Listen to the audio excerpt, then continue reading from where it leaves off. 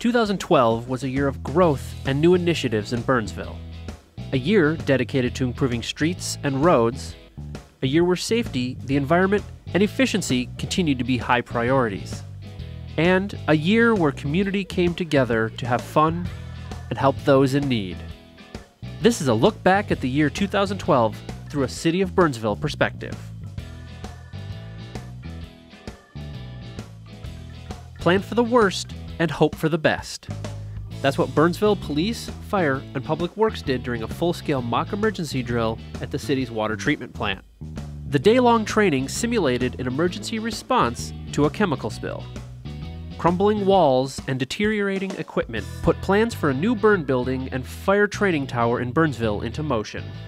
Construction began on a state-of-the-art structure that will be shared by Apple Valley, Burnsville, Lakeville, and Eagan first responders. Who will you save? That's the question that the Burnsville Fire Department asked when they began Heart Restart, a CPR campaign to train 6,000 Burnsville residents in 3 years. To keep the burn out of Burnsville, the department also continued to promote fire prevention in rental communities, using a federal grant to give out thousands of multi-language educational DVDs and prevention tools to renters. 2012 brought a familiar face to a new position in the Burnsville Police Department. Captain Eric Gieske became the city's 6th police chief when Bob Hawkins retired after 25 years with the department. Police also took an active role in pedestrian and busing safety, partnering with School District 196 for International Walk to School Day, and working with Burnsville Community Television to create a musical public service announcement on school bus traffic laws.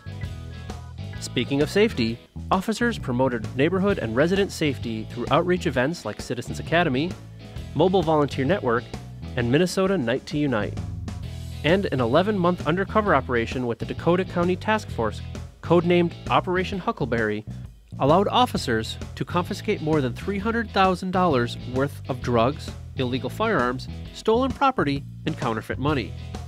The sting also resulted in the arrest of 3 leaders in drug trafficking in Minnesota. Many Burnsville residents saw a smoother ride on city streets in 2012.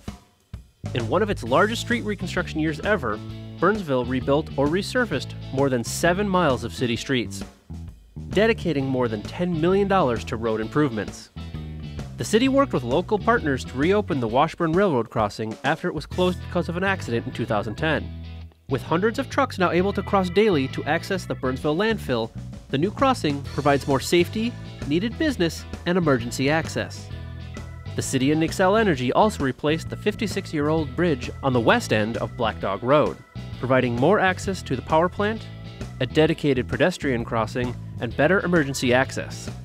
Finally, Burnsville roads became more energy efficient as crews converted a number of intersection lights to energy-saving LEDs. Keeping resident and business property values high, providing clean and safe neighborhoods, and providing a high quality of life for renters were priorities for the City Council in 2012. To address aging and unkept properties, the Council created a new rental licensing and property maintenance division, which will hit the streets for proactive inspections of rental and residential property this year. The city also offered a rebate on building permits for residents who added value to their home by adding on. 16 residents took advantage. Dirt piles will soon equal progress and development in Burnsville's Minnesota River Quadrant, thanks to a plan to use soil from the upcoming Highway 5 and 13 interchange project to replace soil that is too poor for construction in the MRQ. Large redevelopment projects were the norm in many areas of Burnsville in 2012. Dakota County and Presbyterian Homes redeveloped the Valley Ridge Mall site with a 144-unit senior living facility. A new CVS pharmacy replaced the old TCF Bank on Nicollet Avenue in the heart of the city. Walmart opened a brand new 155,000 square foot store off of 35W and River Ridge Boulevard. Goodrich, now UTC Aerospace, completed a 46,000 square foot addition. The old Menards on Highway 13 got new tenants. A $60 million expansion is underway at Burnsville's Fairview Ridges Hospital. And a 32,000 square foot expansion is under construction at the Burnsville Surgical Center. To top it off, 50 new businesses began calling Burnsville home.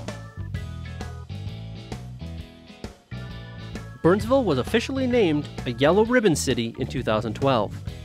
The city now joins a network of other Minnesota cities helping make connections and providing resources to members of the military. To show the love, Burnsville residents celebrated I Love Burnsville Week with a community-wide garage sale, golf tournament, 5K run, and other events in the heart of the city. The annual International Festival brought multicultural music, food, and flair to the Burnsville Performing Arts Center. The smooth sounds of jazz filled the heart of the city during the popular Art and All That Jazz Festival. Fire trucks, fireworks, a carnival, and more fire trucks again made their way to Burnsville for the annual Fire Muster celebration. And the Burnsville Winter Lighting Ceremony again lit up an unseasonably warm November night in Nicollet Commons Park. Activities for adults, including softball, volleyball, golf, and hockey leagues, were abundant. And the city put its focus on residents 62 and older, holding events throughout the year to help them stay active and informed. Neighbors also united to help clean up Burnsville after strong winds did thousands of dollars of damage and uprooted hundreds of trees, not once, but twice in 2012. Burnsville skaters have a reason to kickflip and be merry after a major renovation to the Burnsville skate park that improved safety and usability. The lunch hour continued to rock on Thursdays in Nicollet Commons Park. Wednesday night concerts brought families from far and wide. And Friday night movies entertained youth and created a family-friendly environment in the heart of the city. With the help of Burnsville Community Television, Burnsville High School students got behind the camera for their second year of media classes and to once again produce Blaze Weekly, the first ever video news program at Burnsville High School. The school also added a weekly sports program, Outside the Box, produced entirely by students. Burnsville Police also partnered with School District 191 to help parents know the truth about drugs and alcohol through a program that gives first-hand accounts of teenage addiction. Rather than toss out, Burnsville residents chose to recycle in 2012. Dakota Valley Recycling, representing Burnsville, Apple Valley, and Eagan, received nearly 300,000 pounds of hazardous waste, appliances, and electronics during its annual household hazardous waste drop-off.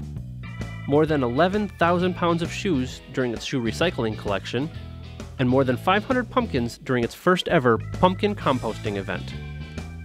200-plus residents purchased more than 400 trees and 4,000 plants during the city's annual tree sale. The city received 2 colorful awards, being named a Blue Star City for clean water and a Green Step City for sustainability. The City of Burnsville maintained a strong financial position with a AAA bond rating in 2012.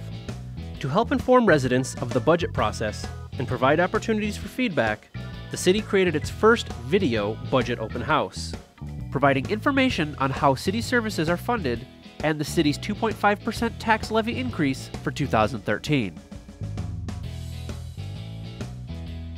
The Burnsville Performing Arts Center finished 2012 with more than 110,000 people coming through the doors, an increase of nearly 30% from 2011.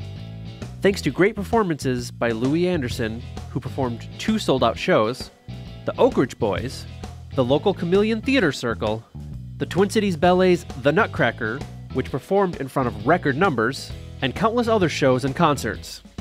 The center's Angel Fund series also proved to be a success, generating a profit and helping contribute back into the fund to bring more great shows in 2013. The 2012 election returned 2 incumbents and brought 1 new face to the Burnsville City Council. Elizabeth Kautz was elected to her 7th term as mayor, Mary Sherry to her 2nd term as council member, and Suzanne Wynn to her 1st term on the council. Wynn was elected after former councilmember Dan Gustafson chose not to run for a 3rd term. A new face on the council isn't the only change at City Hall. City Manager Craig Ebling announced that he would retire after 10 years as city manager in March of 2013. Longtime Deputy City Manager Tom Hansen retired in 2012 after 24 years serving the city. Meeting agendas got a facelift when the city installed an automated agenda management system, and after 30 years, the city also gave its logo a makeover. A survey of Burnsville residents and businesses done in 2012 shows that 89% of residents rate the quality of life in Burnsville as good or excellent. and 92% of businesses rate the business atmosphere with the same high regard.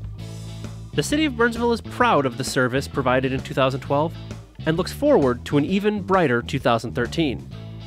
Stay in touch with the city by watching BCTV Channel 16, reading the Burnsville Bulletin City newsletter, and visiting the burnsville.org website.